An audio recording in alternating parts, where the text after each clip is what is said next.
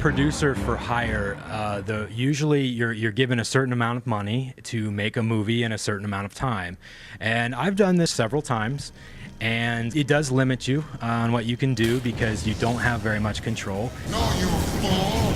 The master's not going to like that. One really good piece of advice I can give you for producing a movie is if you're being financed or if you're using your own money, make sure you have your entire budget in your bank account before you start shooting. I've been hired to produce movies where I didn't have all of the money in the bank when we started shooting. The problems that causes is when you're piecemealed money out, you only get a certain amount of money every week while you're in pre-production, production, post-production. I would have a location out, I would have actors, crew, people that need to be paid, and I'm dependent on my executive producer and their financial situation at that particular week. I sweated it for a couple days. Luckily the money came in and everything was okay, but writing a check on a bank account where you're waiting on money from your financing source is kind of a scary thing to do. So make sure you have that money in the bank account before you start shooting.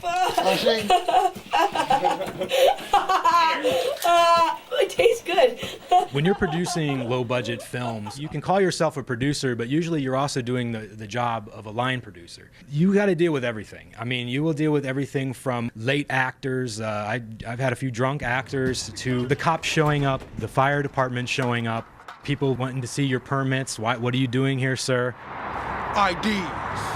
Oh, yeah, sure. When you're producing a movie for someone else, usually you don't have final say on the cast for your show. That's one thing I really like about being an independent filmmaker, completely separate, is you can actually decide on who is going to be in your movie and who is not, and you don't have to put anyone's girlfriend, lover, or whatever into your film.